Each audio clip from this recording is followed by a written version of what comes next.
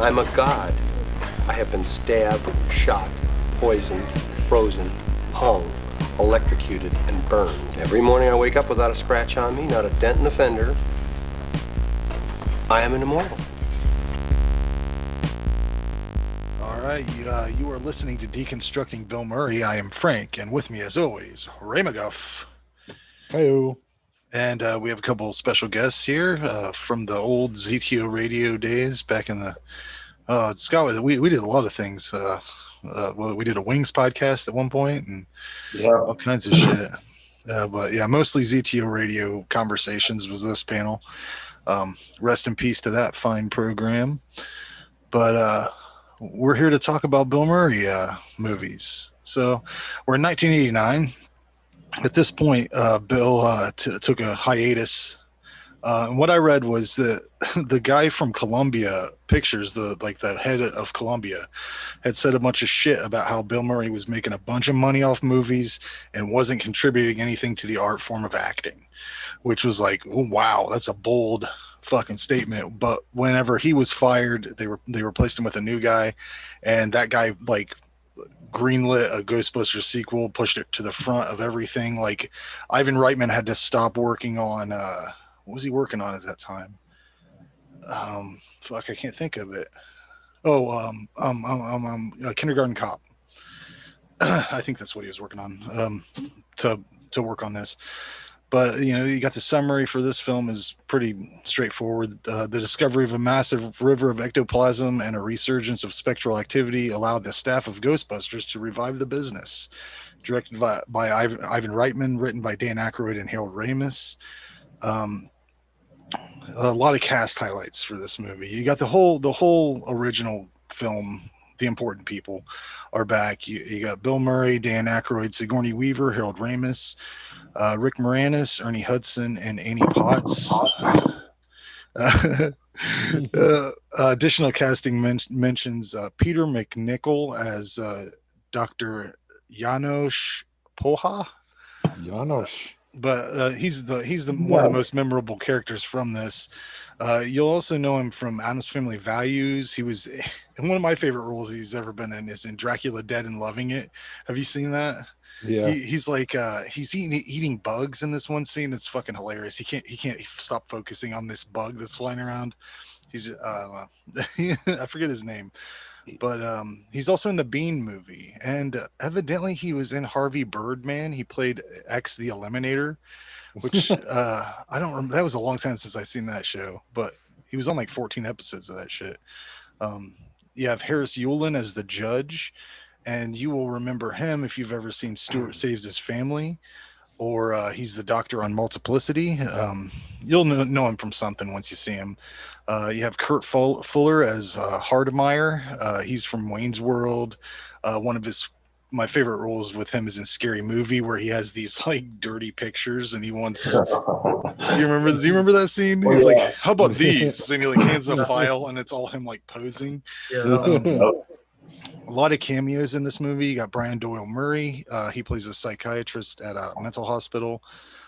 Bobby Brown, who also contributed a song, which is awesome. The song kicks ass. He plays a doorman at the city hall. Cheech Marin plays a dock attendant. Ben Stein makes an appearance as one of the city officials. And Chloe Webb, who is from Sid and Nancy, and she also plays Monica on Shameless. She's a guest on Bill Murray's talk show at the beginning. Fact check me on this. Larry King, or was that only the first? That was only the first, I believe. Yeah. People, all right. If he was, I lived my whole life thinking this was a good movie, and people will try to convince you that it's not all the time nowadays. I don't know what happened to people. They lost the love in their heart, or I don't know what happened. But this is most definitely a really good movie. I mean, you have to take into consideration that the first movie happened, and then the cartoon series, The Real Ghostbusters, came out, and then this movie came out. And so they tried to make like all the characters kind of look similar to the cartoon. They were trying to infuse that into it since it was such a hit. They even brought Slimer in. They were going to do a running gag with him constantly stealing Lewis's lunch and stuff. It was going to be like because in the cartoon they had him move into the fucking firehouse. So Right. He was like their pet. Yeah, they even tried to make Janine look more like the cartoon version. So they were trying to do two things, like tone down the like adult stuff. So if you notice, there's like the only smoking you see is Dan Aykroyd uses a pipe when he's in the shop, but in the first one they're all smoking cigarettes all the time. It's like, and yeah, and they were trying to go for the kid audience more than anything. And I saw this in the theater. Did any of you guys get the chance? You didn't, Jordan, but I remember being like six, and going to the Ada Theater and seeing this. I don't know why.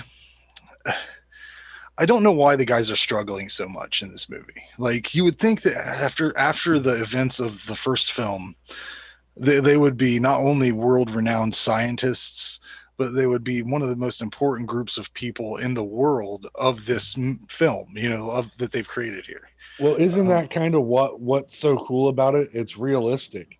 After people have a mass hysteria moment where crazy shit was really happening, we see it every day. People will roll it back and go, no, it wasn't really this group of people. It wasn't this thing. It was really this. Yeah. Or it was all nonsense. It was all made up. So even the people that had the experiences were saying they didn't at that point so that they didn't look crazy, Right. But I mean, they they solved the problem. It was a giant marshmallow man.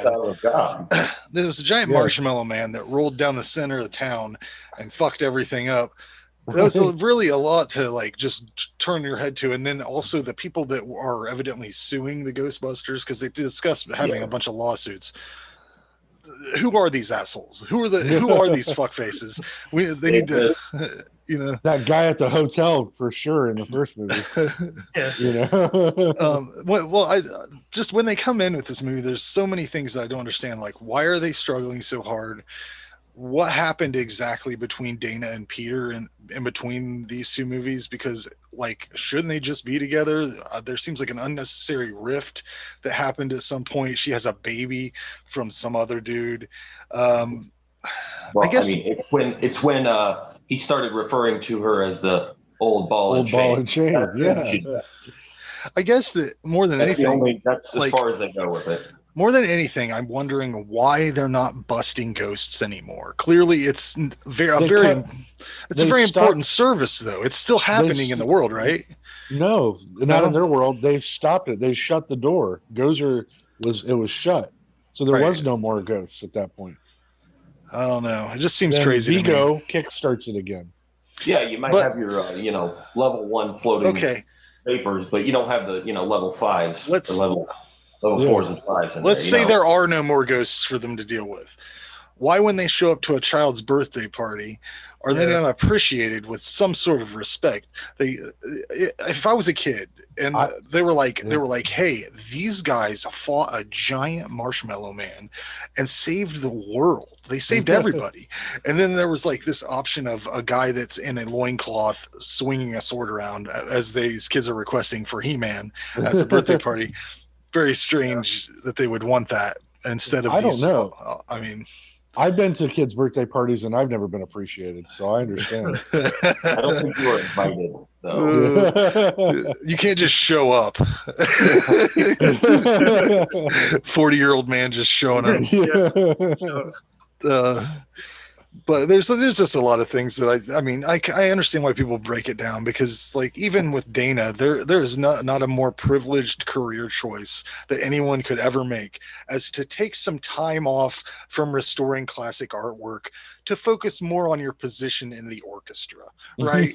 Like it's not, and it's like she's like willy-nilly, like I'm not gonna be here very much longer. And then she's got enough money to pay for this child care of a nanny that is there while she's home. Her apartment's amazing too, for sure. But a lot of whenever we do these kind of things and there's a baby, I always try to see, this is a while ago, I want to see what the baby's up to. You got to, baby Oscar, played by a set of twins, Henry and William Duchendorf. They were evidently the nephews of John Denver. When they became adults, they became the owners and instructors at West Coast Martial Arts Academy. But unfortunately, Henry was dealing with a lifetime of mental issues, and in 2017 hung himself. So a little fun fact when you're watching this movie. Thanks for bringing us fucking down, man. The baby sometimes is the guy who killed himself just a couple years ago. So that just happened recently, and you guys watch Everybody Loves Raymond, right? Yeah. The two twins. Mm-hmm. One of the twins killed himself recently. Yeah. Well, even when we were doing our, we recently talked about killer clowns on last Roundup Horror Show, and I was like looking up one of the dudes. I'm like, I wonder what that guy's up to. He's hilarious. He's one of the ice cream guys. Well, he killed himself a couple months ago. So it's like, what the fuck? Every time I go to do research, am I going to get bummed out? Well, but let's bring it back up, Frank. Bring it back up. Let's stop this. The way I look at it is if something like that pops up into my life, I have to share it and give it to someone else, like pass it on, like the coronavirus onto someone else. There was a line that I heard. I've watched this movie a bunch of times. Never heard this line. Egon, after they check the baby's room, says, "I'd like to run some gynecological checks on the mother." And Bill Murray goes, "Who wouldn't?" Who wouldn't? I never heard that before. Who would? I love it. The Ghostbusters just take it upon themselves to jackhammer into the street in the middle of New York City without any sort of permit, and then or means to repair it. Like they were just going to leave that shit there. That. And if you'll notice, Winston is not present for this crime, and I would like to think that he's like, fuck that shit. That is some white people shit. I'm not getting involved in that. Stay at home so he didn't make him look suspicious. Yeah. But I mean, Bill Murray changes his story on that whole situation 3 times. He goes from being an electric company to a phone company to a... I absolutely love that scene. I love when he goes, "Well, I tried another one, tough guy," and he goes, "All right, well, we got a gas leak over here. Where do you think all this is coming from? The sky?" That was funny. I love it whenever he's like, what's he called Egon? He gives him some name, and he just goes, "Yo." I think that Janosch, is that how you say it? Is a delightful character. Evidently, the original script, this character was nothing. He was really boring, and McNichol decided to take it and make him, from this foreign country, and he worked this whole character out, and it was all his decision to make him a foreign dude, it really brings the character around. I think he's one of the highlights of the movie. He's like a perfect minion for Vigo. The courtroom scene is so wonderful. I mean, Rick Moranis as the lawyer, whenever he says something about like, "One time I turned into a dog and these guys helped me." It's like, that is so fucking great. And whenever Bill Murray's like leading him through the process, like through his speech, and he's like, what? I love that when the lady yells at him, and he goes, "Come on, we're both lawyers." He's supposed to help each other out. And then it leads right into the "oh my God, the Scolari brothers," and that whole scene. Now, real quick, in this scene, when I'm rewatching it this time, I thought, didn't he recognize them very quickly? Yeah, they were very like distorted cartoony ghosts. Like it would take me a minute if it was one of you guys. It would take me a minute to go, "Oh, hey, it's Jordan." It's because that's Scott. Right? Gave him the chair. He was there, so he immediately. Gotcha. That's 2 guys I gave the chair to. Okay. They just looked like really fucking deformed, and I'm like, how did he know they were the Scolari brothers? Maybe they just looked. I would love to see what the Scolari brothers looked like walking around in normal life before they were dead. They just look, they just look like regular people, like just that with human skin over it. I bet it was like Bob Hoskins and then Daniel Day-Lewis. You know, but this whole thing, short, fat, tone. This whole courtroom scene where they destroy this courtroom, there's always a lot of collateral damage. It makes sense that they have a lot of lawsuits, but after this, they're back in business, and they have the old headquarters. They got the car, Janine's back, everything, and the question that popped in my head was like, in the first movie, I remember when we watched it for this show, I noted, I picked up that Ray had put his family home on the line to get the firehouse, right? Yes. So how the fuck have they been paying on this lease the whole time?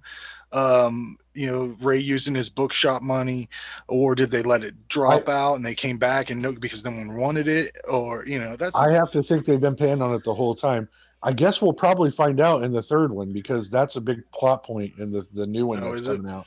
Yeah, is that this farm that they're living on, that's supposed to be like Ray's farm or something like that, and he is doing it because I guess it's Egon's kids, maybe, but he's letting them stay there. Yeah, his grandkids is what they. But the time doesn't line up, which means that Egon had to get it on before the second movie. Right, which he might have. We still get to see it. There's no way he could have an adult daughter who had kids that age. Right. So we'll find out some more mythology about that in this third one, I guess. It implied heavily that it's Spangler's grandkids. Yeah. So we'll find, but that was part of because the first trailer I ever saw, they mentioned that Ray had put it all on the line, and this was his second property that he had collateral on. So right. At this point in the movie, there's a really great montage of them catching ghosts and doing Ghostbuster type shit. They show Slimer eating Lewis's lunch, which they were going to do a bunch of other times, but I think this is the only time you see Slimer in the movie. No, he picks him up on the bus. Remember? Isn't that in the first one? No, he picks him up on the bus at the end. That was on the second one. Yeah. Oh, okay. Well, I guess he's in there a couple times. In the toaster scene, I never really focused on how much Bill Murray shines. Like, that's like the highlight for him, is that whole sequence. And he's not even loud about it. It's like he's kind of like just sitting back.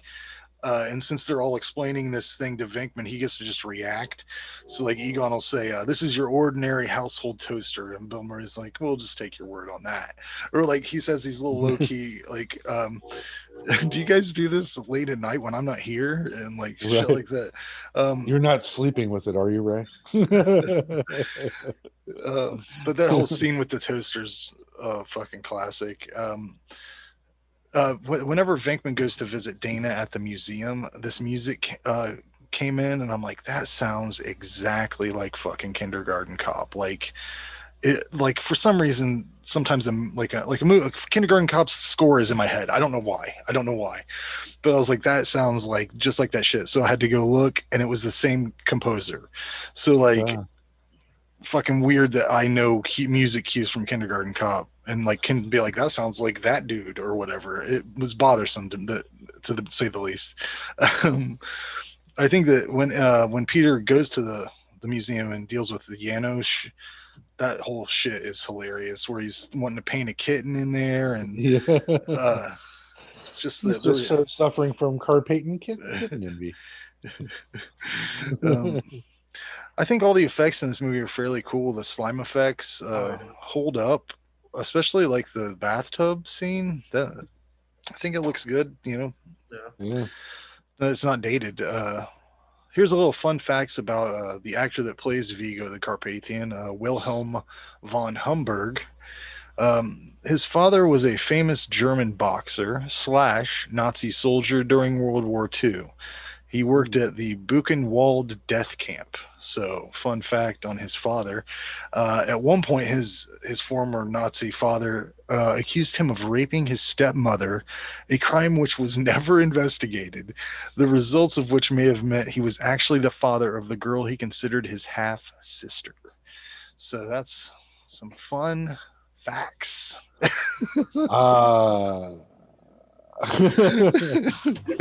was in another movie I liked called The 13th Warrior. So yeah, he's on. What else is he in? He's in shit. Did I mention it up above? No, probably not. No, you didn't mention it. You were busy talking about the Nazi rape. I totally forgot to bring him up because he got pissed off at the screening of this, Wilhelm von Homburg, because Max von Sydow came in and did the voice. And they didn't tell him about it, and he found out at the premiere. So he walked out pissed off. I can't imagine it wasn't the right choice, but right. Yeah, that's just funny when they don't tell somebody some shit like that. Darth Vader. Right. Yeah, could you imagine being the actor that played Darth Vader and nobody told you James Earl Jones was going to do the voice? Yeah. You get there, you've told your whole family. That's me in the suit. Sure it is, Randy. The whole time it was me. Yeah. I definitely agree with Bill Murray when he says that there are more than 2 grades of laundry. I live that life. I'm all about that. Definitely. There are so many memorable moments. Multiple layers. Different layers. There's so many memorable moments in this movie. So when people say like that it sucks, I'm like, what about when Ray's dangling over the river of slime, or when Winston gets hit with the fucking ghost train, or the toaster, or the Statue of Liberty, or that fucking Bobby Brown song. Right.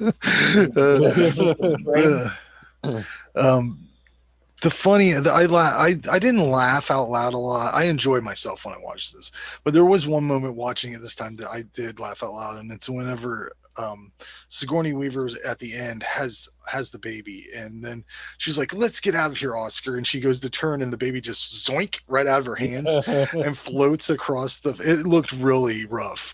That was the only special effects thing I was like, wow, that looked really bad. But yeah, it was just funny to me, you know.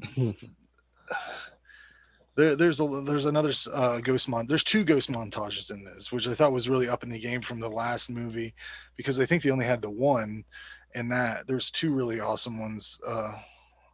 That the second one gets set off by the baby getting taken and, you know, put on that table or whatever. The movie wraps up nicely.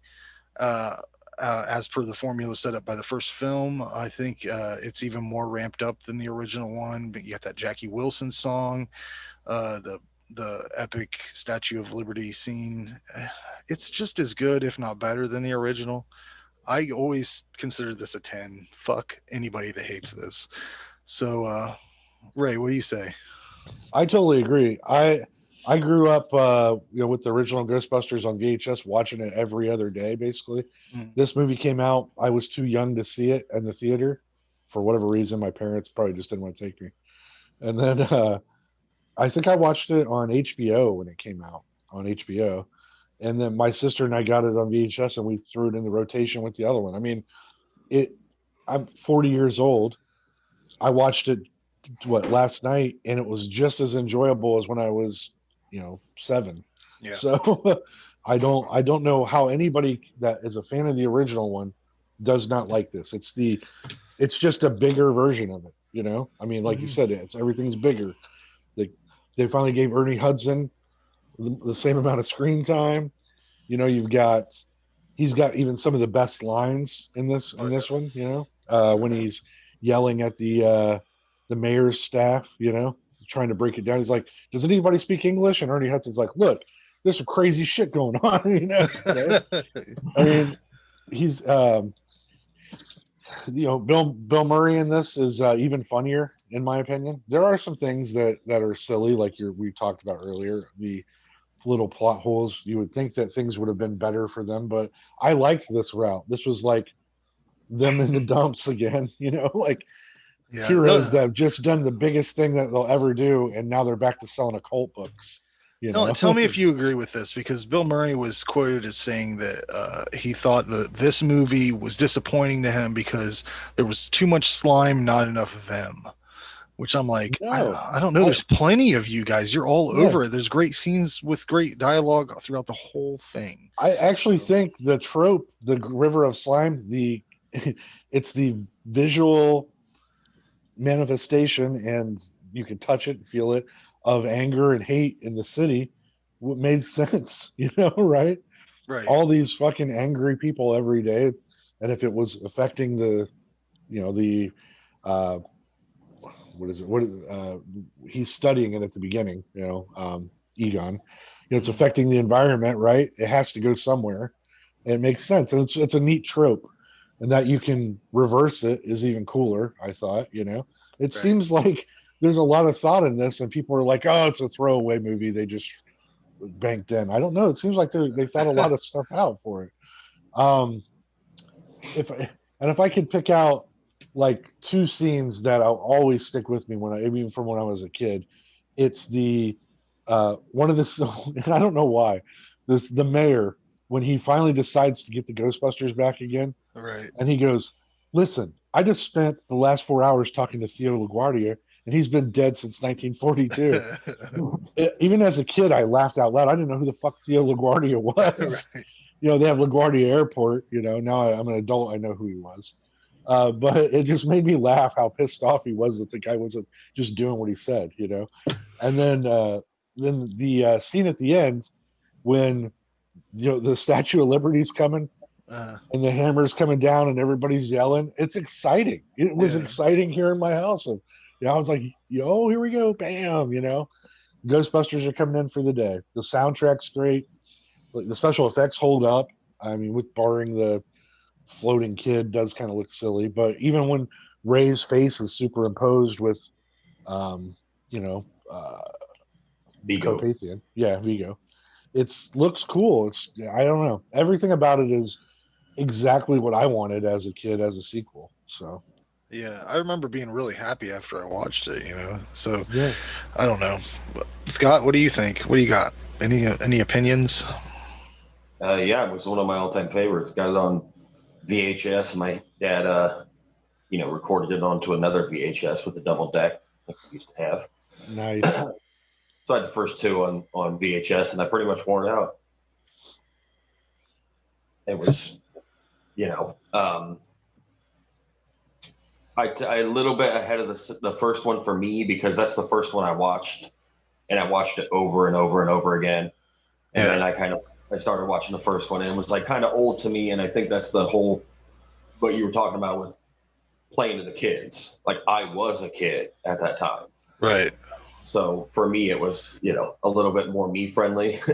Right. Yeah, I think I remember whenever, especially the birthday scene when they go in, I think I remember as a kid going, "Oh yeah, fuck yeah, the fucking Ghostbusters at your birthday." But then I was like, "Yeah, but He-Man though." But then I was thinking, even as a kid, I was like, "But what would He-Man do at your birthday party?" The Right. Ghostbusters would tell you cool stories about fighting ghosts. So yeah, I would sit down with my proton pack and watch that shit. Yeah.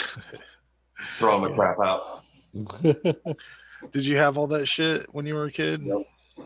Yeah. Did you guys have the video games, the Nintendo games? I played the one for I think I played the one for Nintendo, and I was not impressed. It was very hard. Not good. Yeah, that's what I was going to say. But I always had it on a shelf, but I played it like 10 times. Man, they fucked us good back in the day. I'll tell you what. Everything you could love, they would make it a video game, and it would be terrible. Well, I mean, one of the best ones is Friday the 13th, and that's barely playable.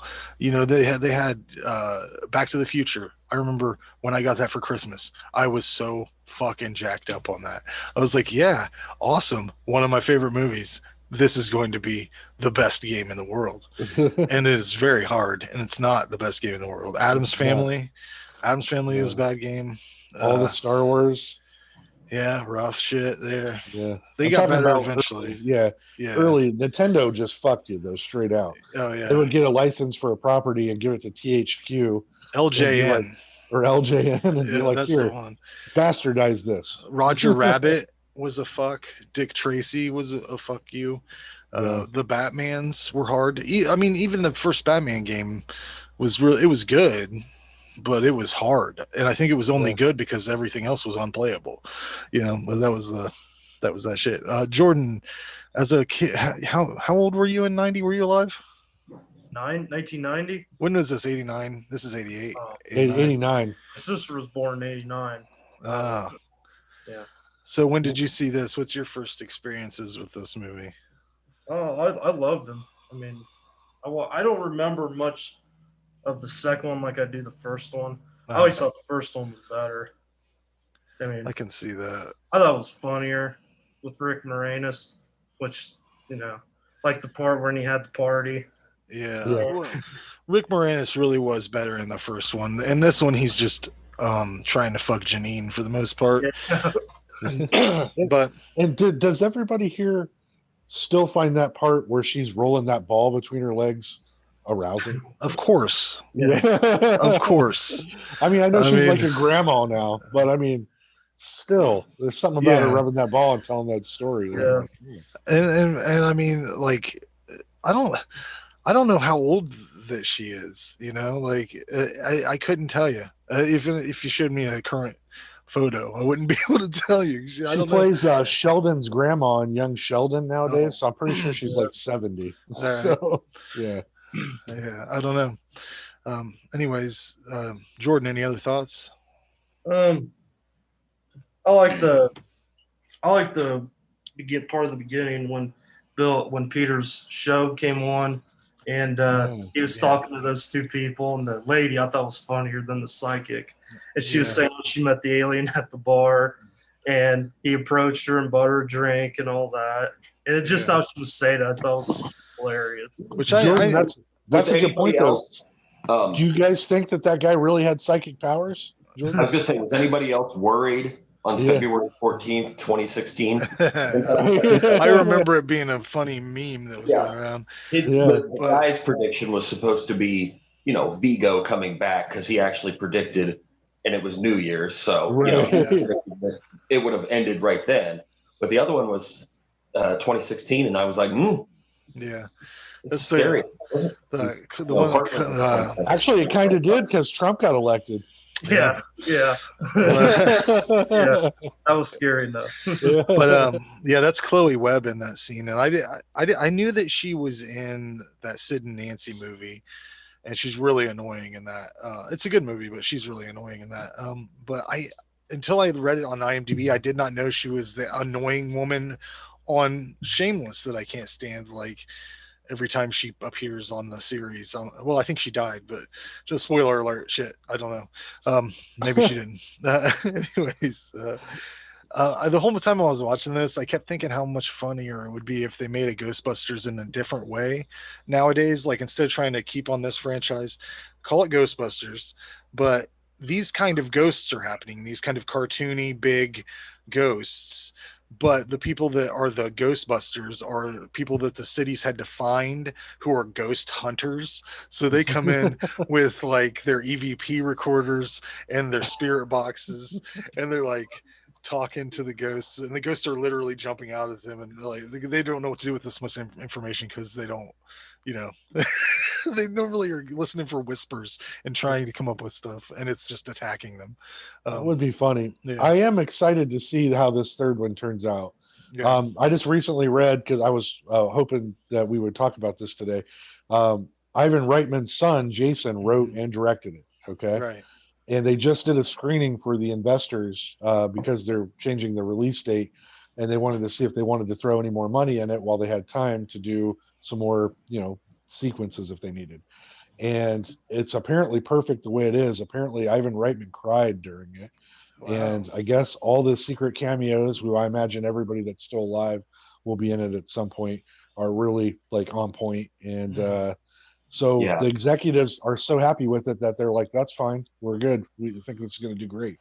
So I can't wait. I can't wait to see what they do with this. I need at least 5 minutes of Dan Aykroyd expediting about ghosts. Right? Yeah. That's one of my favorite parts of all the movies is Ray being nerdy about ghosts. Yeah. Yeah. That's his role. The first 2 movies, him just talking about it and having a scene to do with that, and that's all I want. The rest of it. Did you read anywhere that about Jason Reitman being in Ghostbusters 2? He's at the birthday party, actually. He's the kid that tells them that they're what does he say? Something about, I hear the ghosts. My dad says the Ghostbusters are trash or something like that. Oh, he says that's Jason Reitman right there. That's funny. Well, apparently he's like the Uber fan. Like his these are his favorite movies that his dad was ever involved with. Well, I'll tell you what, they're a talented family, because I like most things that Ivan Reitman's done, and I'm not too familiar with Jason's work, but I think he did Juno, man. I'm pretty yeah, sure. Yeah, you're right. I love that. Yeah. But his daughter, Catherine, I think she has that show Working Moms on Netflix. It's fucking hilarious, dude. She like conceived of it and is the main star of it. It's fucking hilarious. Highly recommend I'll have to check that out. I didn't even know about it. Oh yeah, it's like one of those laugh out loud series, because ridiculous shit happens with these women. It's like just a series of friends that are all moms, and how they deal with life in their own ways is fucking hilarious. It's just like same style of humor, from this shit. But up next on Deconstructing Bill Murray, we'll be doing Quick Change from 1990 with Gina Davis and Randy Quaid. Yeah, I did. Unfortunately, I did not see it anywhere for free to watch, so I'll probably be renting this if I don't have it on a data disc. I don't know. We can discuss it. Maybe we'll skip it if Randy doesn't want to rent. Well, I have to look. I have other ways. Let me see if it's on my other ways scenario. I see what you're saying. Yeah, but so yeah, that's this episode. Thanks for listening. We'll see you next time. Ray, I noticed you got your Area 42 shirt on there. That's Do you want to promote that coming back or anything else? Well, we will be bringing Area 42 back. It's really not our primary focus at the moment. It's still on hiatus. We're working to rework some of our original episodes to add new information that's come out. Mm-hmm. I think it's a really cool idea Jake came up with to keep it fresh, but start over and have new people come in now, because our first few episodes we weren't sure what we wanted to do with it. Now we have a structure, so we're going to do that. Probably May we'll start working on that tinkering. Right now we're working on Midnight Nexus, which is a new concept that Frank, Jake, and I all came up with. It's going to be short stories that we've written, and it's going to be like Twilight Zone-esque. So each episode will be its own short story, and it will have like an intro, like Twilight Zone. It'll sound like an old radio broadcast. And in some of them, which I haven't got, I have a couple of musicians interested. There'll be new music that'll be featured for that artist in that episode as well. I'm working with them right now to get time frames. The first few episodes probably won't have that. But so each episode will be its own short story for now, and it'll sound like an old radio broadcast, and it's going to have a Twilight Zone-esque intro for each one. And then Jake Thornburg, who's a writer, he's got several books published. On the Way to Mexico is his biggest seller. It's a crime novel. He writes a lot of science fiction and fantasy stuff too. He is writing 4 stories, and I've written 4, and we're going to get those put together. I'm actually going to get Frank one here probably in the next couple of days to test out. So I'm going to read it, record it, send it to Frank, and let him put an episode together so we can hear what it sounds like before we do it. So, but that's going to come out very soon. I'm very excited about it. Midnight Nexus, it's going to be great. All right. Well, on that note, we will see you next time for Quick Change. I